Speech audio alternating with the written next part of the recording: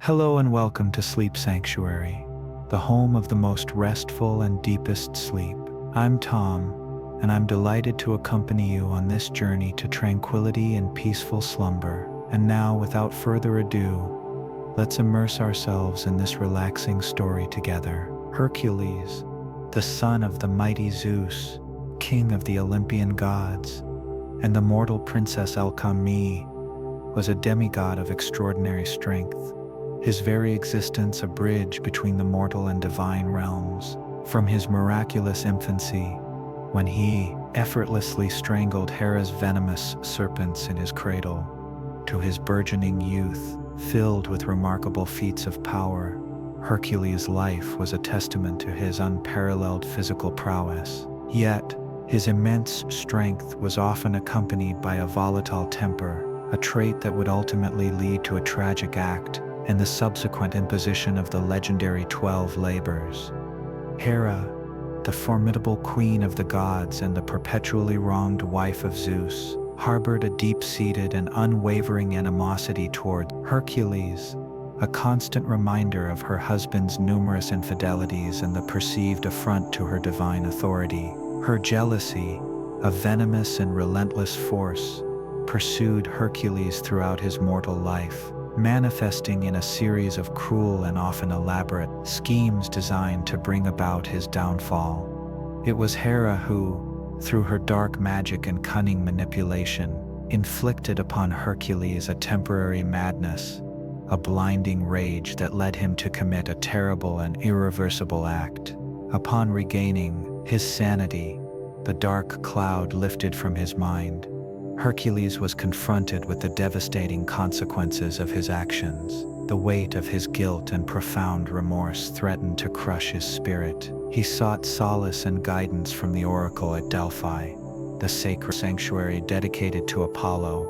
where the gods' prophecies were delivered through the Pythia. The oracle, speaking with the voice of divine authority, declared that Hercules must atone for his transgression by serving King Eurystheus of Tiryns, a man known for his weakness and timidity, for a period of 12 long and arduous years. During this time of servitude, Hercules was bound by divine decree to obey any command issued by the fearful king,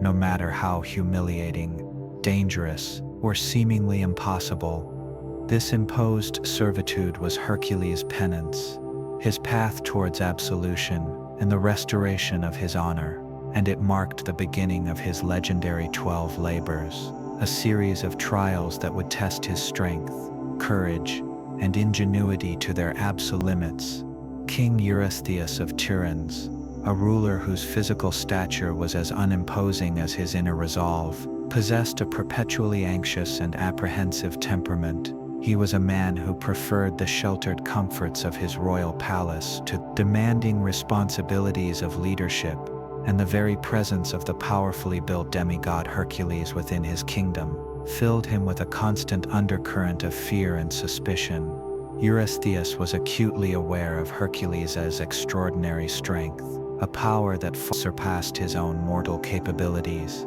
and he was equally mindful of the unwavering and vengeful hatred that the goddess Hera harbored for her stepson. Caught in the middle of this divine animosity, and driven by his own inherent cowardice and insecurity, Eurystheus sought a way to both appease the wrathful Hera, and perhaps more importantly in his own mind, rid himself of the potentially threatening presence of the mighty Hercules. His chosen method was to devise a sequence of 12 labors, each meticulously designed to be so incredibly perilous, so seemingly beyond the realm of human possibility, and so fraught with danger that Hercules would almost certainly meet his demise in the attempt. Eurystheus secretly clung to the hope that these outlandish and deadly tasks would ultimately lead to Hercules' downfall, whether he was devoured by monstrous beasts, succumbed to the treachery of far-off and unknown lands, or was simply defeated by the sheer impossibility of the feats themselves. The mere thought of the seemingly invincible Hercules, the demigod who had already accomplished so many incredible deeds, finally encountering a challenge that he could not overcome, brought a dark and almost gleeful satisfaction to the king's perpetually fearful and power-hungry heart. For his 11th labor, King Eurystheus, his voice betraying a tremor of nervous excitement, a glint of malicious anticipation sparkling in his narrow eyes, presented Hercules with a task that was whispered in hushed tones throughout the ancient world as being utterly beyond the reach of any mortal man. He commanded Hercules undertake a long and treacherous journey to the westernmost edges of the earth, to the mythical and sun-drenched land, where the radiant chariot of the sun god Helios began its nightly descent into the vast expanse of the ocean, and there, in a secret and enchanted garden, he was to retrieve the golden apples of the Hesperides. These were not ordinary fruits that could be plucked from any common orchard, but treasures of immense value, both tangible and imbued with potent mystical properties, their very essence intertwined with the divine, and they were said to possess the extraordinary power to grant immortality to any mortal who dared to consume them, or at the very least, to bestow upon them an exceptional and enduring vitality that would defy the ravages of time and age. These coveted and legendary apples grew upon a single, sacred tree, a botanical marvel of divine origin that stood in the heart of a hidden and perpetually guarded garden, a place of unparalleled natural beauty, ethereal wonder, and profound ancient magic. The Garden of the Hesperides was far more than just a secluded and well-tended orchard. It was a legendary and almost entirely inaccessible sanctuary. Its precise and ever-shifting location was a closely guarded secret, passed down through fragmented myths and whispered legends, often deliberately obscured to prevent mortal intrusion. It was frequently described as being situated at the very edge of the known world, beyond the boundaries of familiar lands and the charted courses of the seas, a liminal space where the celestial and terrestrial realms intertwined, and where the fiery chariot of the sun god Helios embarked on its nightly journey beneath the waves. The garden itself was envisioned as a veritable paradise on earth, a vibrant and verdant oasis, teeming with an astonishing variety of lush vegetation, fragrant and exotic blossoms that released intoxicating perfumes into the gentle air, and the soft, almost palpable, golden light that seemed to emanate from the precious apples themselves, casting an otherworldly and enchanting glow upon the entire scene. The very atmosphere of the garden was said to be imbued with a sense of timeless peace and profound magic, protecting this sacred and wondrous grove, ensuring the sanctity of the golden apples were the Hesperides themselves, the ethereal nymphs of the evening, often described as the radiant daughters of the mighty Titan Atlas, who bore the weight of the heavens, and Hesperus, the personification of the evening star. Their beauty was said to be utterly breathtaking, their forms graceful and luminous as the soft hues of the twilight sky they embodied, and their voices possessed a captivating melodic quality so incredibly sweet and enchanting that they could soothe the most troubled and restless soul into a state of profound tranquility. Their knowledge of the garden's intricate secrets was said to be deep and comprehensive, and they served as the devoted and unwavering guardians of the precious golden apples. But the Hesperides were not the only formidable protectors of this mythical orchard, coiled around the ancient gnarled trunk of the sacred apple tree, its immense scales shimmering like 1,000 emeralds catching the dappled sunlight that filtered through the leaves, was the fearsome and immortal dragon Ladon.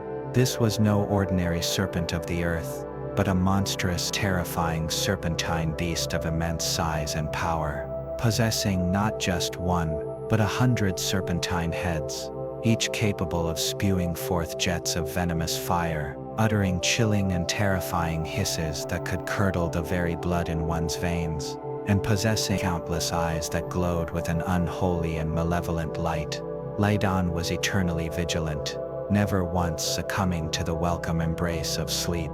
his multitude of eyes constantly and tirelessly scanning the perimeter of the garden, ever alert to any potential intrusion or threat to the priceless golden treasures that he guarded with an unwavering and fierce dedication. King Eurystheus, in the intricate and often twisted workings of his fearful and envious mind, harbored a deep-seated conviction that this labor would prove to be an insurmountable obstacle, a challenge that would finally break even the seemingly invincible Hercules. The sheer geographical distance that Hercules would have to traverse to even reach the mythical garden of the Hesperides was in itself a profound, daunting prospect, stretching across vast and largely uncharted territories, potentially involving perilous voyages across treacherous and unpredictable seas. The guardians of the apples, the ethereally beautiful but undoubtedly watchful Hesperides and monstrous,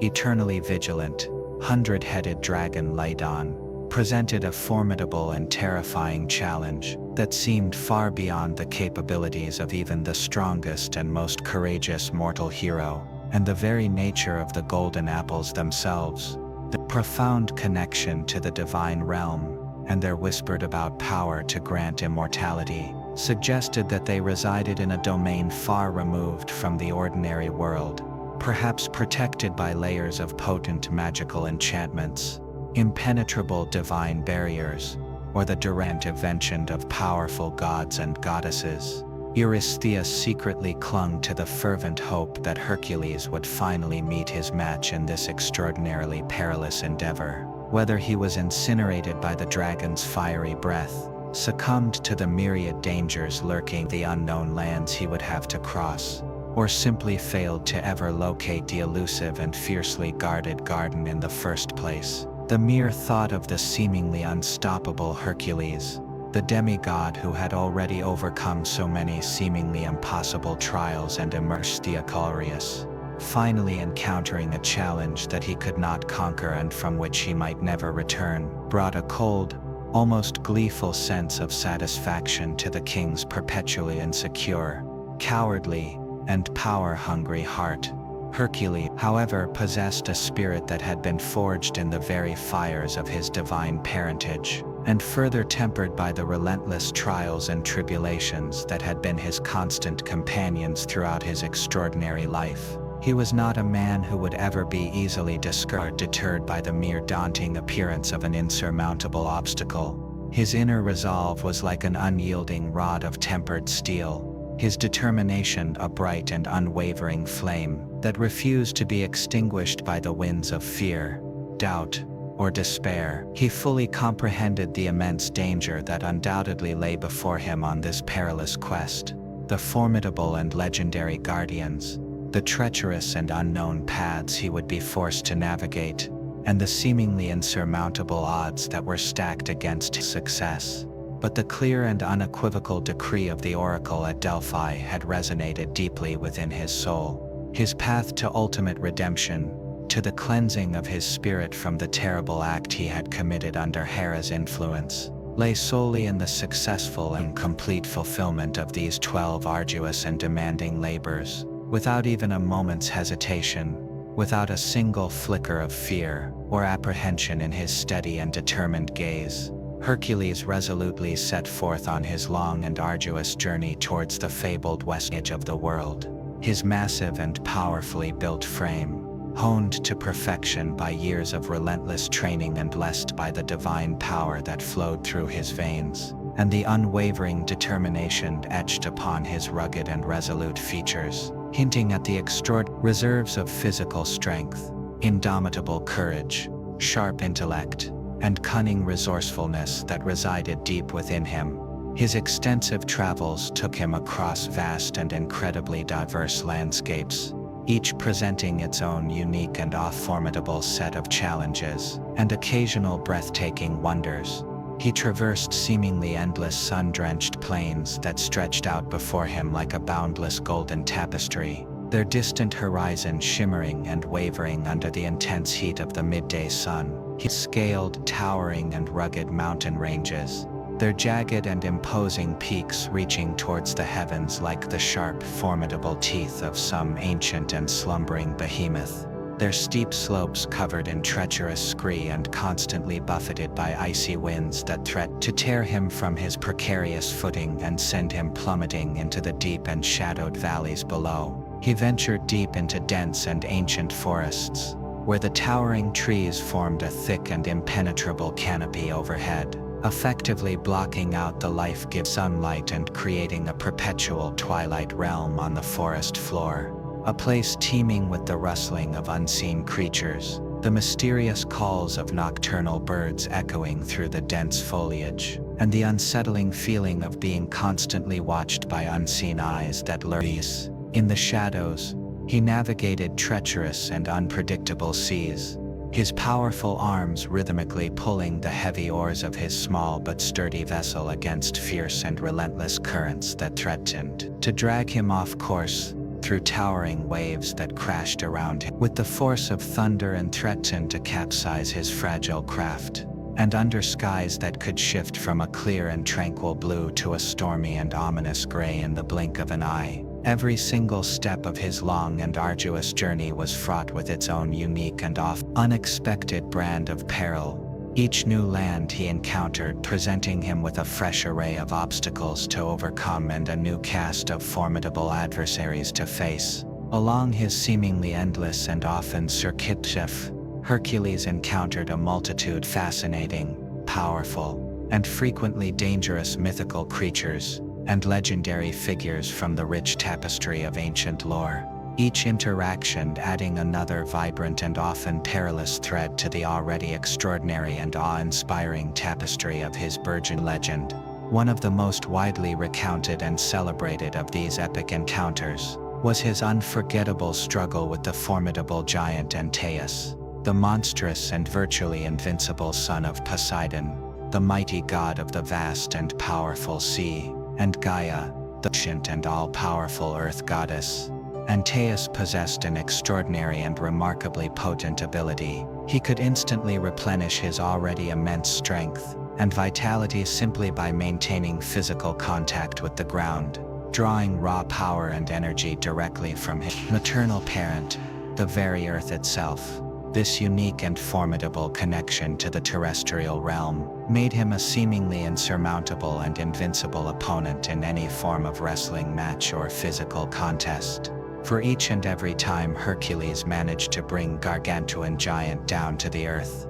Antaeus would immediately spring back to his feet, not only unharmed but also significantly stronger and more determined than he had been before the fall. Hercules, through his keen powers of observation and perhaps a touch of divine intuition granted by his father Zeus, eventually discerned the crucial secret behind Antaeus's seemingly limitless power, realizing that he could never truly defeat the giant as long as he remained in direct contact with the life-giving earth. Hercules engaged him in a protracted and incredibly fierce wrestling match, his own legendary and almost superhuman strength pitted against the giant's seemingly inexhaustible reserves of earth-derived power. Finally, after a grueling and extended struggle that tested both their limits, Hercules, summoning every last ounce of his formidable might, managed to lift the gargantuan Antaeus high into the air, hoisting him aloft,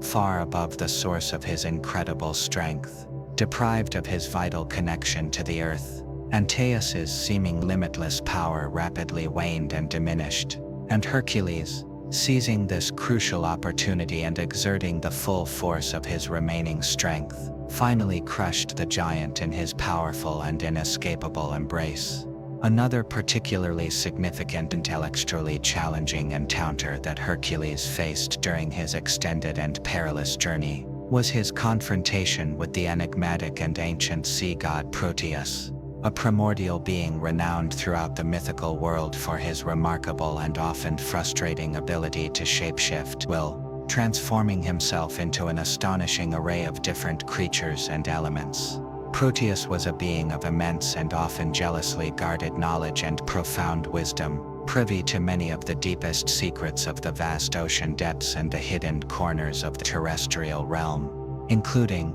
and most importantly for Hercules' current quest, the precise and often deliberately obscured location of the fabled Garden of the Hesperides, To extract this absolutely vital piece of information from the elusive and ever-changing deity, Hercules knew that he would have to rely not only on his considerable physical strength and prowess but also on a significant amount of cunning, unwavering perseverance, and perhaps even a touch of divine intervention. He eventually managed to locate Proteus trusting in a secluded cave nestled amongst the rugged rocks along the seashore. Surrounded by his usual company, a large flock of sleek and agile seals, basking in the sun's warmth. Without any hesitation or preamble, Hercules, knowing that Proteus would likely attempt to evade him through transformation, swiftly seized the slippery sea god in a powerful and inescapable grip,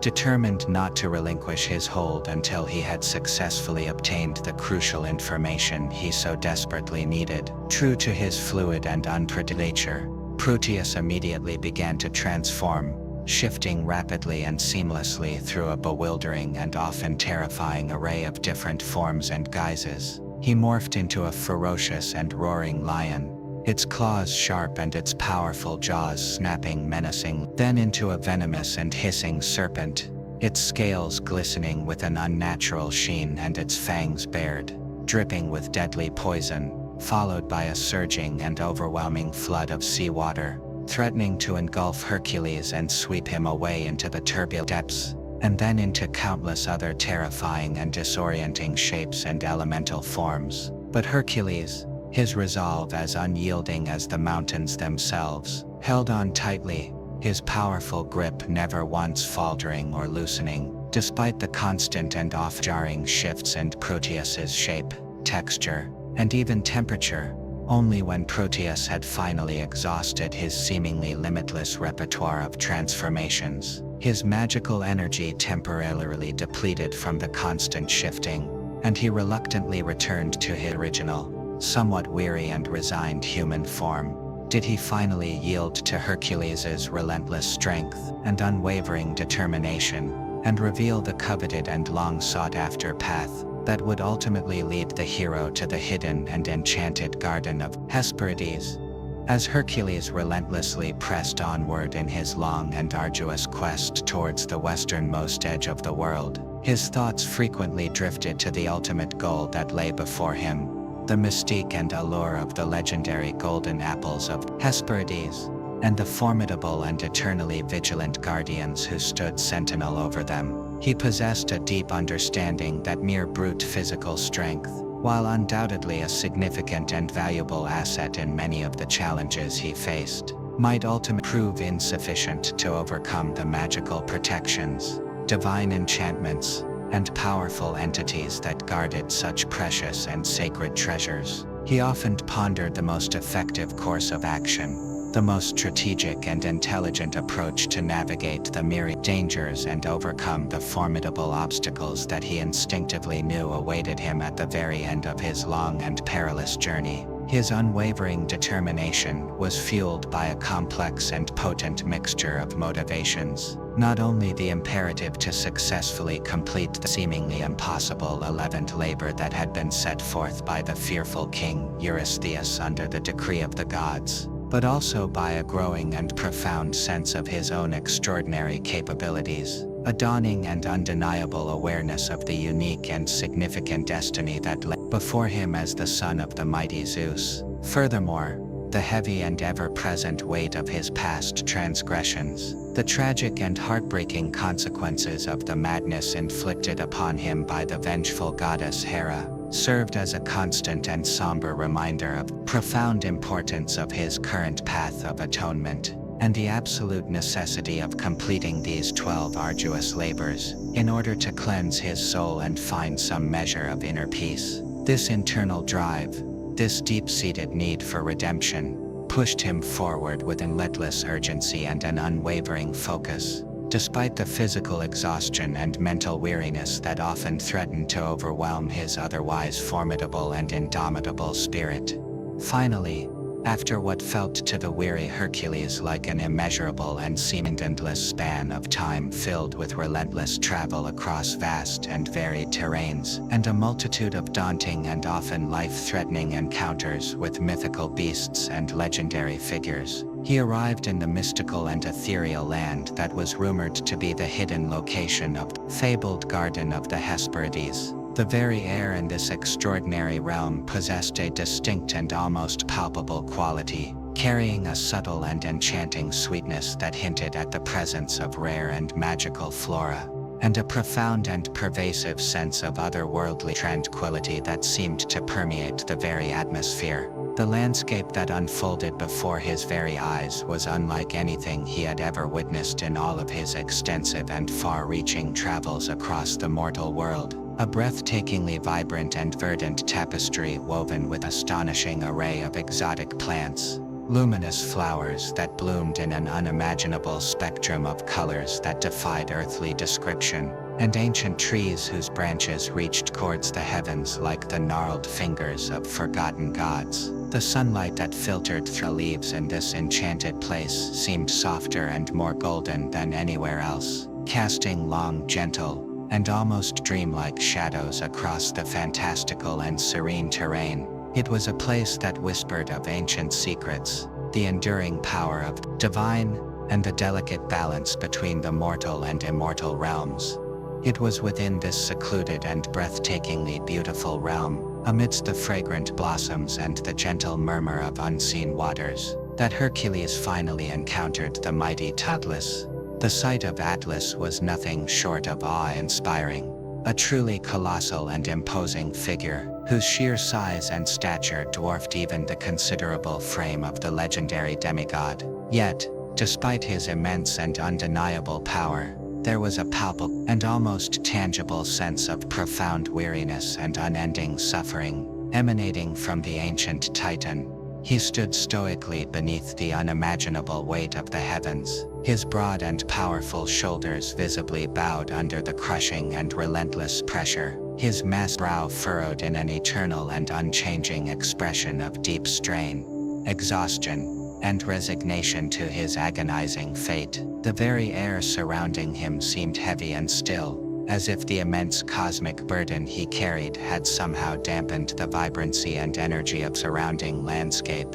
casting a somber and melancholic pall over the otherwise idyllic scene. It was a truly heartbreaking sight to behold, a stark and powerful reminder of the brutal and often incomprehensible power of Zeus's divine wrath and the enduring and far-reaching consequences of the ancient and cataclysmic titanomachy. Hercules, his own body still bearing the faint echoes of the immense weight he had recently lifted from the earth in his battle with Antaeus, approached the burdened Titan with a profound mixture of deep respect for his legendary power and an unexpected surge of empathy for his seemingly unending torment and suffering. He recognized Atlas, not merely as a former adversary of the Olympian gods, a participant in the great war that had reshaped the cosmos, but as a sentient being condemned to an eternity of unimaginable physical and emotional anguish. Hercules spoke to Atlas of the 11th labor that had been imposed upon him by the fearful king Eurystheus, the seemingly impossible demand to journey to this distant and mythical realm and retrieve golden apples of the Hesperides. He described the formidable challenge posed not only by the elusive nature of the garden itself, but also by the watchful and eternally vigilant Hesperides and the terrifying, 100-headed dragon Laodon who guarded the sacred tree with unwavering ferocity. Then, with a proposition that held a surprising blend of audaciousness and a palpable hint of desperation born from the sheer perceived impossibility of the task, Hercules laid out his daring and somewhat unconventional plan to the weary and eternally burdened Titan. Mighty Atlas, Hercules began, his voice resonating with a quiet confidence and a note of genuine respect that belied the immense and daunting task that lay before him. Renowned son of Iapetus and the Oceanid Clymene, your legendary strength and enduring might are spoken of in hushed whispers throughout the vast and star-dusted expanse of the cosmos. I have been tasked by the decree of King Eurystheus, acting under the direct command of the Olympian gods themselves, to undertake the 11th of my 12 arduous and seemingly insurmountable labors, to journey to this distant and fabled realm at the very edge of the world and retrieve the golden apples of the Hesperides, a task that appears to be fraught with perils and dangers that may even surpass my own considerable strength and courage. If you, with your towering stature that reaches towards the very heavens and your godlike reach that spans the breadth of the terrestrial realm, would be willing to pluck these precious and divinely imbued golden fruits from their sacred and ancient tree for me, I, Hercules, the son of thy mighty Zeus, would gladly and willingly shoulder the immense and seemingly unending weight of the heavens upon my own broad back, in your stead, bearing this cosmic and unimaginable burden for only as long as it takes for you to complete this singular and vital task. Atlas, whose very essence ached with the incessant and crushing pressure of the celestial sphere that had been his eternal and agonizing burden since the end of the Titanomachy, felt a sudden and unexpected flicker of hope, a tiny spark of possibility ignite within the deepest recesses of his ancient and weary heart. The mere prospect of even a fleeting respite, a temporary and glorious reprieve from the unending torment that had been his constant and unwelcome companion for countless eons, was almost intoxicating in its alluring promise of relief. He had borne witness to the legendary and almost unbelievable strength of Hercules during the tumultuous and world-shattering battles of the Titanomachy, albeit from the opposing and ultimately defeated side of the great divine conflict, and he harbored no doubt whatsoever that the demigod, blessed with his divine heritage and renowned for his seemingly limitless feats of power, was indeed capable of temporarily shouldering the immense and agonizing weight that had been his own eternal responsibility for so very long. After a long and profound moment of deep contemplation, his ancient and world-weary mind carefully and cautiously weighing the potential for glorious and much-needed relief against the inherent and ever-present risk of placing his trust, even for what was intended to be a relatively short duration, in a son of the very God who had ultimately condemned him to this unending and agonizing fate, Atlas finally, with a sigh that seemed to carry the weight of ages, agreed to Hercules' audacious and somewhat desperate proposition, a slow, weary smile, the first genuine and heartfelt expression of relief that had graced his weathered and eternally strained features in what felt to him like an immeasurable expanse of forgotten millennia, slowly and cautiously touched his lips. He proceeded meticulously describe to Hercules the precise and often deliberately obscured location of the hidden and enchanted garden of the Hesperides, the ever-watchful and ethereally beautiful eyes of the graceful Hesperides, and the terrifying and unyielding vigilance of the monstrous and hundred-headed dragon Ladon, who guarded the sacred tree with unwavering ferocity. He offered a few cautionary and somewhat cryptic words regarding the potential dangers that Hercules might encounter within the mystical confines of the garden, though a small and perhaps even slightly spiteful part of his ancient Titan heart secretly harbored the hope that the formidable and immortal dragon would ultimately prove to be too powerful an opponent, even for the legendary and almost godlike strength of the son of Zeus. True to his solemn ancient word, Hercules, with a deep and fortifying breath and a resolute nod of his powerful head, knelt upon the soft and fragrant earth of this otherworldly realm, his massive and powerfully built frame, honed to the peak of physical perfection through years of relentless training, and blessed with divine power, bracing itself for the unimaginable and crushing weight that was about to descend upon it. With a low and guttural groan that seemed to rumble through the very foundations of the tranquil and enchanted landscape,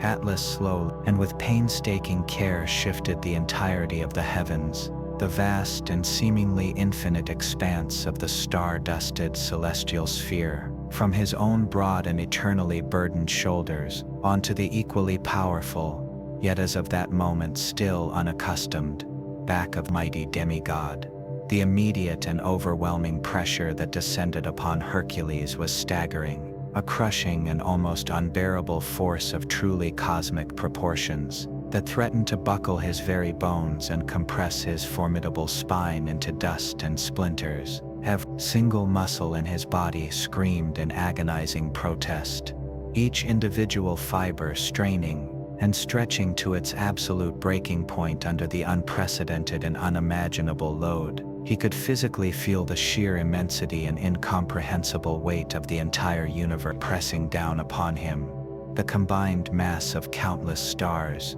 swirling in luminous nebulae, distant and mysterious galaxies, and the vast, cold, and seemingly endless emptiness of space, all concentrated into an unbearable and agonizing burden resting squarely upon his broad shoulders and powerful back, yet drawing upon the seemingly limitless wellspring of his divine heritage, the potent and life-giving ichor that flowed through his veins from his father Zeus, the king of the gods, and his own indomitable and unwavering willpower. A mental fortitude that had been forged in the fiery crucible of countless perilous trials and seemingly insurmountable tribulations. Hercules held firm, his powerful legs planted like the roots of ancient and unyielding oaks deep into the fertile earth, his determined gaze fixed resolutely on the distant and shimmering horizon, his unwavering determination acting as an invisible and impenetrable shield against the crushing and seemingly insurmountable strain that threatened to break him.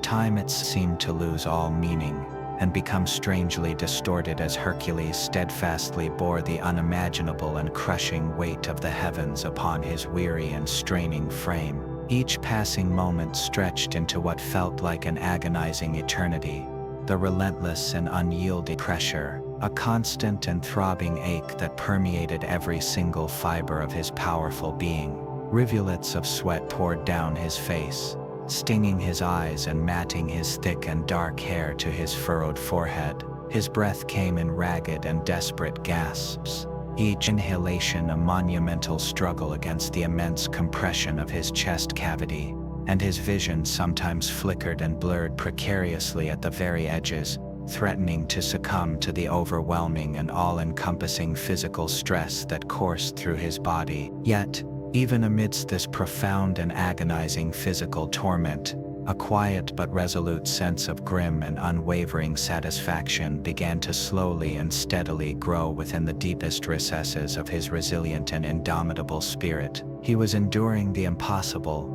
holding firm against a force that could crush mountains. He was fulfilling his solemn and binding part of the monumental bargain he had so audaciously struck with the ancient Titan Atlas. And in that very act of sheer and unwavering perseverance, in his refusal to yield the seemingly insurmountable odds, he found a strange and unexpected measure of inner strength and a profound sense of grim determination that pushed him onward. Atlas, in the fleeting moments after the crushing weight of the celestial sphere was finally lifted from his ancient and eternally burdened shoulders, experienced a profound and almost forgotten sensation, a feeling of incredible lightness, boundless freedom, and an almost intoxicating sense of relief washing over his colossal being. The sudden and complete end of that constant and agonizing pressure that had been his unwelcome companion for countless eons was almost overwhelming,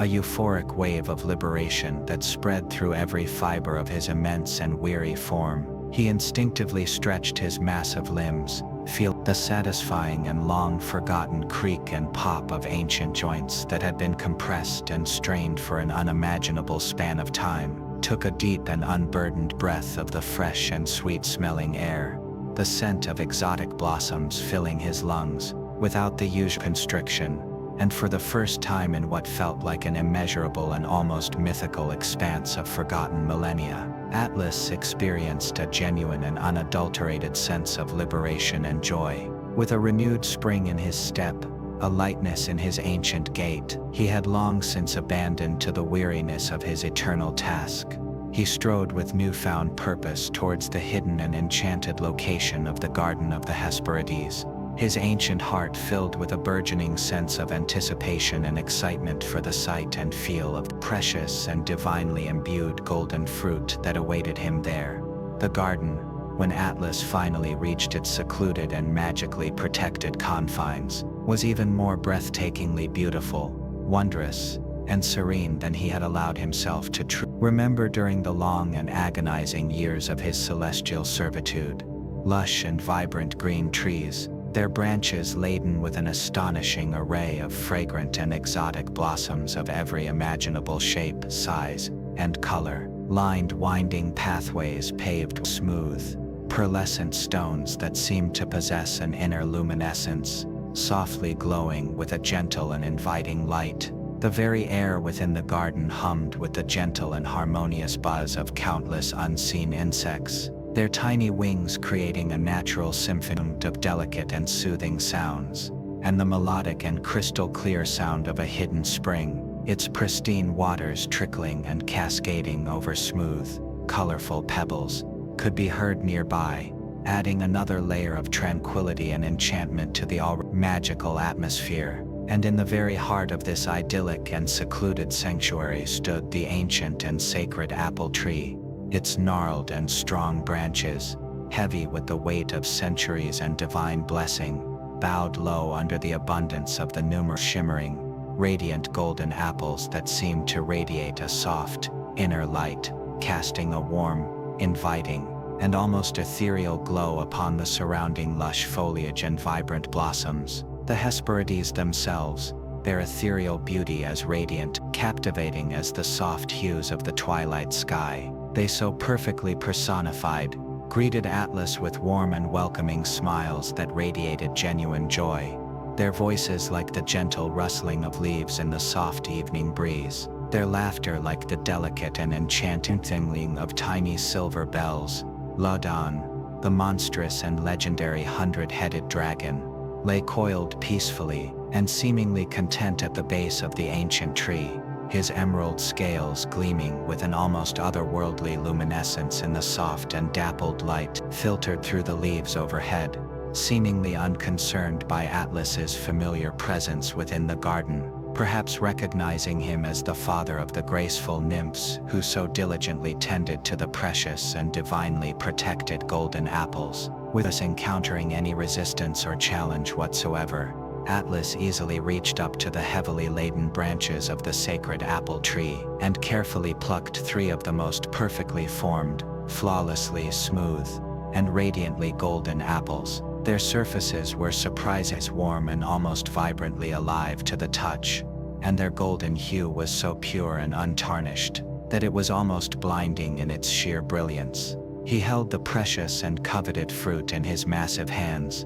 turning them slowly and reverently to admire their exquisite, almost otherworldly beauty, contemplating the immense power, both literal and symbolic, that they so clearly represented. A profound sense of triumph and accomplishment, a feeling that had been absent from his existence for what felt like an eternity, filled his ancient and weary heart, not only for the successful and relatively effortless acquisition of the coveted apples, but also for the glorious, albeit he knew ultimately temporary, escape from the crushing and unending weight of his eternal celestial burden. Returning to the spot where he had left the steadfast Hercules, Atlas found the demigod still resolutely and with unwavering determination bearing the unimaginable weight of the heavens upon his broad and powerful shoulders, though his massive frame trembled visibly under the immense and relentless pressure. Beads of sweat still glistened on his furrowed brow, tracing paths through the grime and dust that had accumulated during his long journey,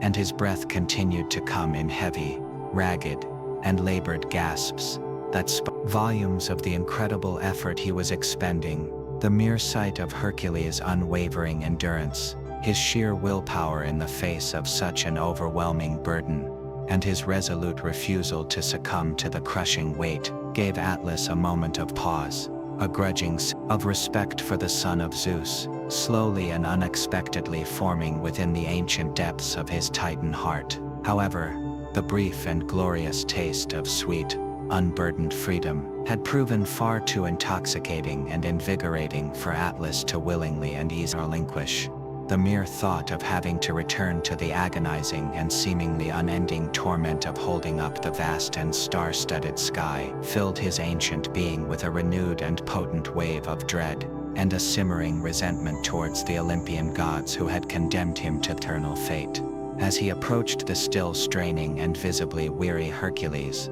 a sly and cunning smile, one that hinted at ancient Titan trickery, and a deep-seated desire for self-preservation, slowly played upon his weathered and imposing lips. An audacious idea, born from his fervent longing for continued liberation, beginning to solidify and take concrete shape within the intricate workings of his formidable and ancient mind. "Hercules," Atlas began, his voice sounding remarkably lighter, more jovial, and significantly less burdened than it had in countless ages, the absence of the celestial weight having a profound and noticeable effect on his overall demeanor and tone. "You have displayed truly incredible and almost unbelievable strength, unwavering resilience, and remarkable fortitude in holding the heavens aloft for such an extended and arduous period. I must confess, son of Zeus, that I am genuinely and deeply impressed by your sheer willpower and physical prowess. Why don't I take these magnificent divinely imbued golden apples of the Hesperides directly to King Eurystheus myself in the great city of Mycenae? You have more than earned a well-deserved and extended rest after such an incredible feat of strength, and I can easily undertake the relatively short journey to his kingdom and personally deliver these precious fruits to the king,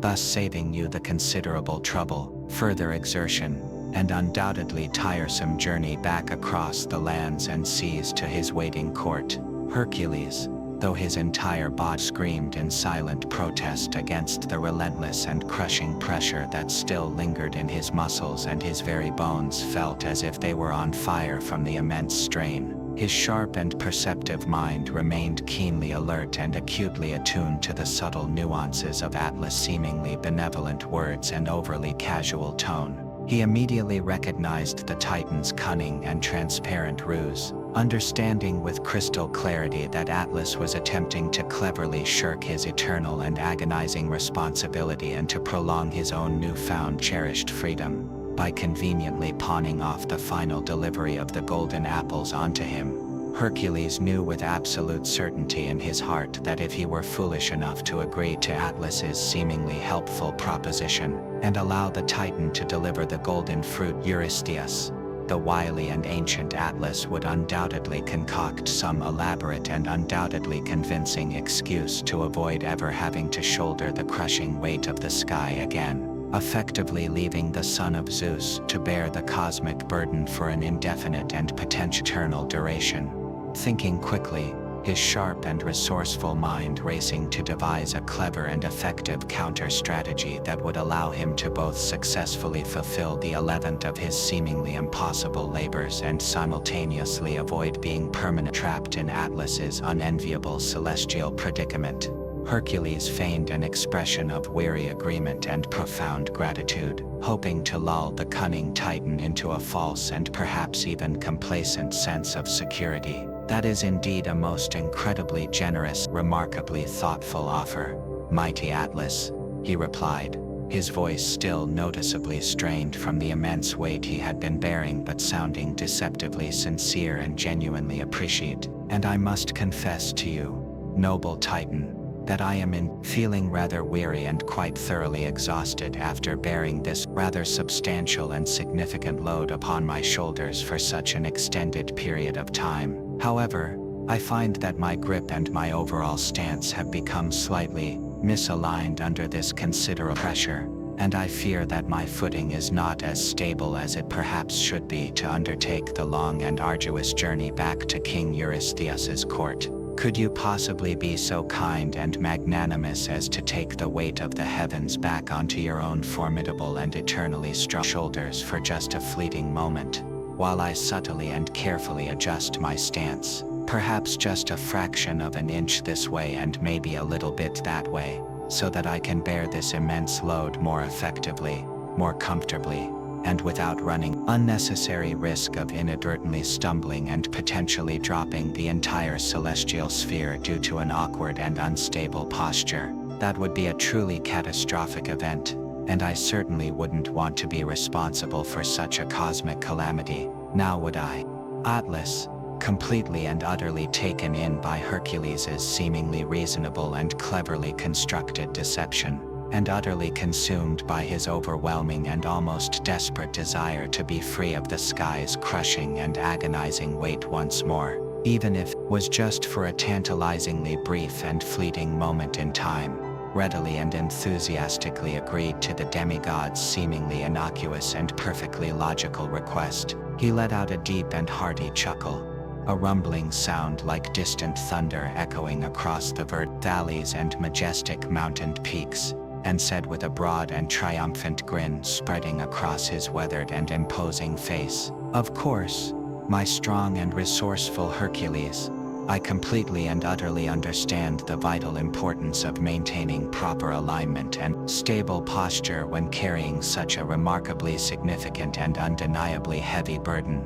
You take all the time that you require to carefully adjust yourself to your utmost comfort and stability. I shall gladly bear the weight once more for this briefest of moments, and then you can be swiftly on your way with the king's magnificent and well-deserved golden apples." With a grunt of considerable effort, he carefully and deliberately placed the 3 gleaming and divinely radiant golden apples gently on the soft and fragrant earth beside Hercules' kneeling form, and, with another deep and resonant groan that spoke volumes of his eternal suffering and his fleeting hope for release, he reached up with his massive and powerful arms and slowly but surely shifted the entirety of the heavens, the unimaginable weight of cosmos, back onto his own broad and eternally burdened shoulders. The very instant that the crushing and almost unbearable pressure of the celestial sphere lifted from his aching back and screaming shoulders, Hercules, his weary and strained muscles suddenly surging with a renewed burst of energy fueled by the sheer relief of the weight being gone, and the exhilarating thrill of his impending victory, sprang swiftly and with surprising agility to his feet. He quickly and deftly scooped up the 3 shimmering and divine imbued golden apples of the Hesperides, their weight feeling surprisingly light and almost insignificant in his powerful hand, after the immense burden he had just endured, and with a grateful nod of his head and a wry, knowing smile playing upon his lips as he looked directly at the now burdened and somewhat bewildered Titan, he turned without a moment's hesitation or backward glance, and strode purposefully and with newfound energy away from the weary and once again enslaved Atlas, leaving the colossal Titan standing once more beneath the crushing and seeming eternal weight of the vast and star-studded cosmos.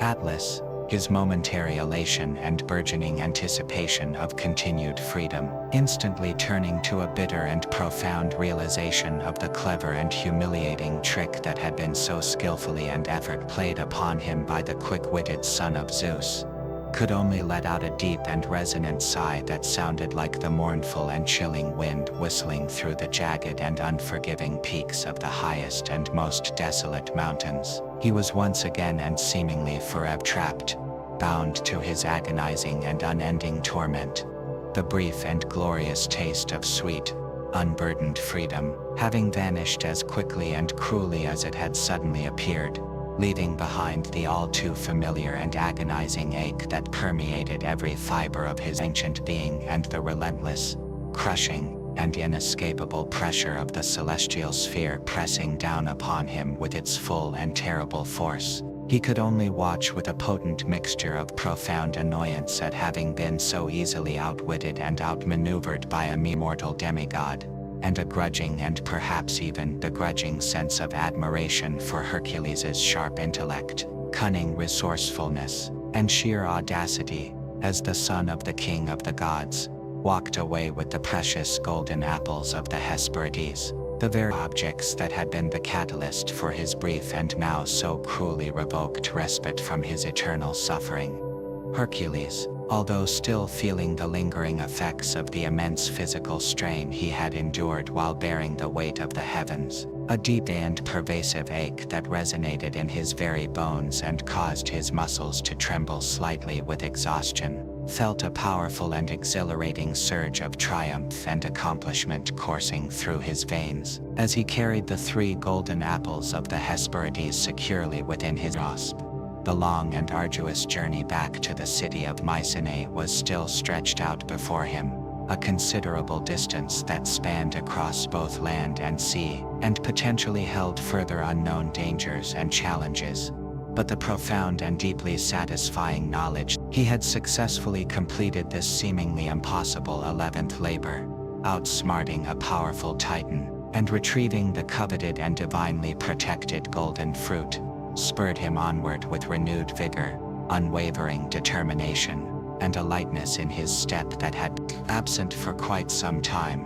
Along his homeward journey, Hercules did encounter a few more minor challenges and obstacles that tested his strength and resolve, perhaps a ferocious and territorial beast that crossed his path, or a cunning and opportunistic band of brigands who dared to attempt to accost the legendary hero in hopes of plunder. But none could ultimately stand against the might and unwavering determination of the demigod who had so recently and so remarkably borne the weight of the entire cosmos upon his formidable shoulders. Finally, after many long and arduous weeks of relentless travel, his powerful legs carrying him across vast stretches of land and turbulent seas, Hercules returned to the familiar and welcoming walls of the ancient and heavily fortified city of Mycenae, and presented the 3 gleaming and divinely radiant golden apples of the Hesperides to the perpetually nervous and ever-apprehensive King Eurystheus. The king, his eyes widening in utter disbelief at the sight of the legendary fruit, and a palpable hint of fear flickering within their depths, the unexpected success of the seemingly impossible task, was utterly astonished and frankly terrified that Hercules had actually managed to accomplish such an outlandish, perilous, and seemingly insurmountable labor. He reached out with visibly trembling hands, gingerly took the 3 precious golden apples from Hercules' calloused and powerful grasp, his mind reeling at the sight of the mythical fruit and completely unsure of what to do with such sacred, powerful, and potentially dangerous objects. Ultimately, King Eurystheus, recognizing the undeniable divine nature and inherent mystical power of the golden apples of the Hesperides, and perhaps also deeply motivated by a profound and growing unease at possessing such potent and potentially volatile artifacts within his royal treasury, wisely concluded that these sacred fruits were certainly not intended for the permanent keeping or consumption of mortal men. Under the direct guidance and perhaps even the explicit command of the Olympian gods themselves, or perhaps simply driven by an overwhelming desire to be rid of the potentially troublesome and certainly extraordinary treasures, Eurystheus reluctantly commanded Hercules to undertake one final, albeit relatively less strenuous, journey to return the golden apples of the Hesperides to their rightful and divinely protected place within the enchanted garden located at the far western edge of the known world. And so, Hercules, having successfully completed his 11th and arguably the most challenging and intellectually demanding of his 12 seemingly impossible labors, embarked on yet another long voyage back towards the setting sun, and reverently returned the precious golden fruit to the watchful and grateful care of the beautiful Hesperides, perhaps departing with a newfound and even deeper understanding of the delicate and often mysterious balance that existed between the mortal and immortal realms.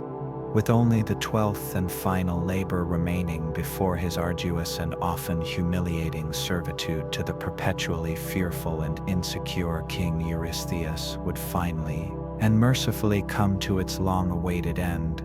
terrifying and seemingly impossible task of descending into the shadowy and foreboding depths of the underworld and capturing Cerberus, the monstrous and terrifying 3-headed hound who served as the unyielding and eternal guardian of the gates of Hades. Hercules' long and arduous journey towards ultimate atonement,